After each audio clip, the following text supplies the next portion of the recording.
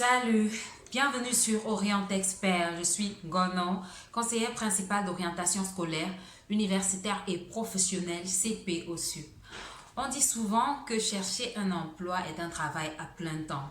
Et pour cela, il faut également avoir des compétences. Ça veut dire quoi? Il faudra savoir quoi mettre dans un CV, il faudra savoir quoi écrire dans une lettre de motivation ou une demande d'emploi. Mais beaucoup parmi vous déposent des dossiers, cherchent du travail et restent sans réponse. Pourquoi? Parce que simplement, il vous arrive de mettre des choses dans vos dossiers qui sont susceptibles de jouer contre vous, de jouer contre votre candidature. Alors, dans cette vidéo, nous allons voir 10 erreurs que vous commettez, 10 choses que vous mettez souvent dans vos CV et lettres de motivation et qui font qu'on ne vous rappelle jamais. Alors, restez scotchés et à tout de suite.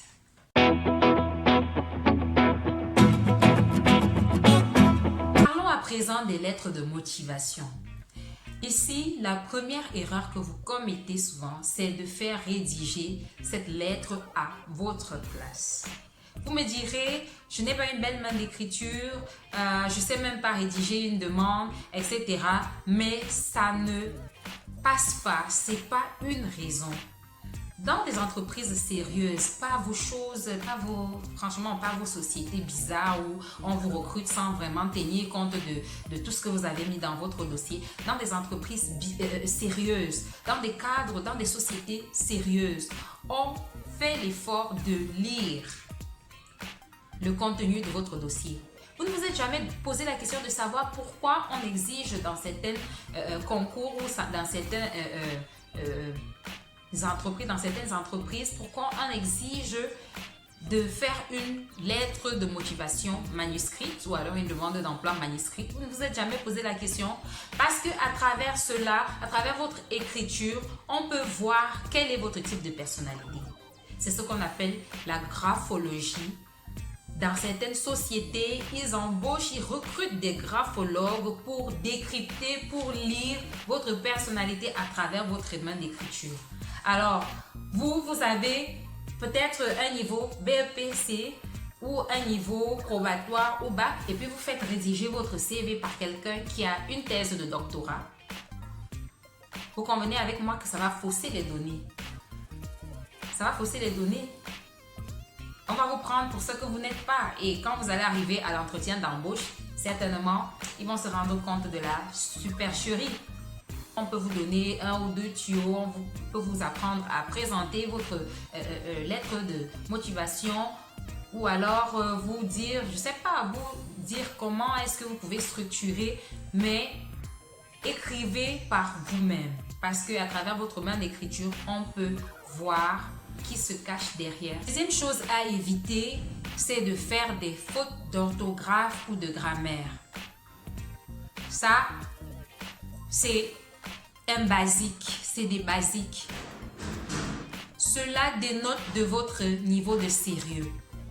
Si vous écrivez, si vous rédigez une demande d'emploi à la légère, truffée de fautes, il va de soi qu'on va voir tout de suite que vous n'êtes pas une personne sérieuse. Je ne suis pas en train de demander d'être parfait niveau orthographe, grammaire. Moi-même, je ne le suis pas. Comme nous disons souvent ici au pays, le français est élastique. Le français est élastique, ce n'est pas notre langue, c'est une langue d'emprunt, c'est une langue qui est venue de l'autre côté.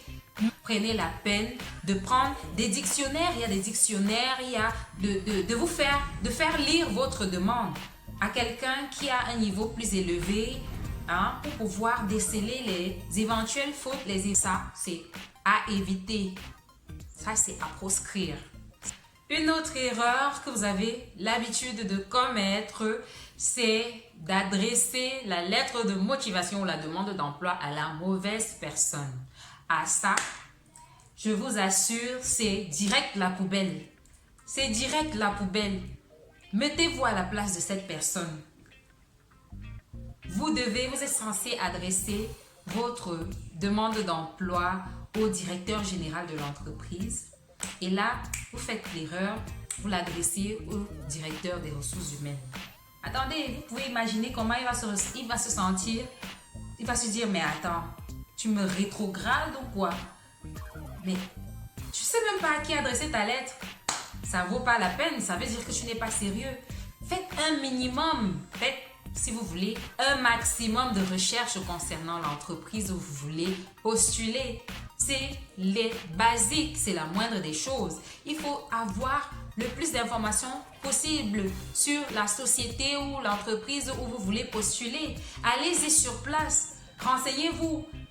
Posez la question de savoir si je dois adresser une demande d'emploi, par exemple, à qui est-ce que je vais l'adresser. Normalement, je devais faire une transaction à la banque et je ne savais pas exactement à qui l'adresser. Est-ce que je dois l'adresser au directeur général de la banque? Est-ce que je dois l'adresser à qui et qui? Non. Et puis, je me suis renseignée et puis on m'a dit que c'est au chef d'agence que je dois adresser la demande. Vous voyez? Donc, faites très attention.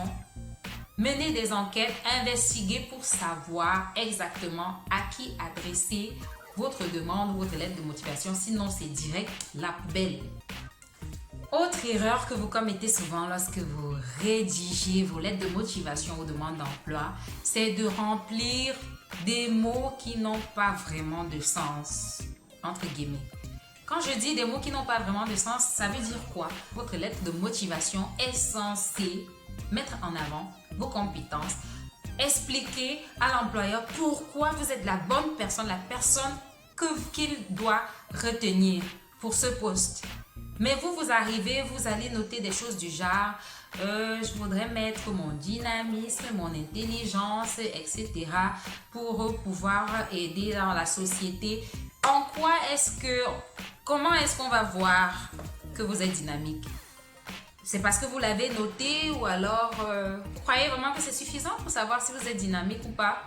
Donc, c'est comme on dit souvent en littérature, c'est des affirmations gratuites. Si vous êtes dynamique, prouvez-le. Et en quoi est-ce que vous êtes dynamique? Il faut qu'on le sache en vous lisant. C'est des formules à revoir, à éviter lorsque vous rédigez une lettre de motivation ou une demande d'emploi. Enfin, l'erreur que vous commettez souvent lorsque vous rédigez vos lettres de motivation, je parle surtout aux Camerounais, parce que vraiment, si vous lisez 10 CV, 8 auront ces mentions-là. Je viens auprès de vous demander un emploi pour un poste de comptable dans votre société. Excusez-moi, c'est le poste qui me vient à l'esprit depuis que j'ai commencé cette vidéo. Je ne sais pas ce que je trouve à ce poste de comptable. Alors, je viens auprès de vous solliciter un emploi en tant que comptable dans votre entreprise. En effet, je suis l'aîné de ma famille et depuis que mes parents sont morts, depuis que nos parents sont décédés, j'ai toute une charge, c'est moi qui m'occupe de la famille. Alors le salaire que je vais avoir dans cet emploi va me permettre de pouvoir subvenir aux besoins de ma famille ainsi qu'à mes besoins personnels. Non mais franchement, où est-ce que vous vous croyez? Est-ce que c'est quoi? On est où là? Il ne s'agit pas de venir ici, ce n'est pas de l'aumône ou alors de la charité. Mais un employeur, il cherche quelqu'un qui est compétent. Il veut savoir pourquoi il doit vous prendre vous et pas l'autre. Et vous venez exposer vos problèmes de famille, vos problèmes personnels, vos besoins. Est-ce que vous croyez que parce que vous allez dérouler tout cela, il va vous prendre? Au contraire. Au contraire, il va se dire, mais celui-là, il commence déjà à se plaindre dans sa demande-là. Et je crois que si c'est pour un emploi de comptable, je peux déjà imaginer comment il va avoir des trous dans mes comptes. Vous voyez? Vous voyez comment ils vont réfléchir?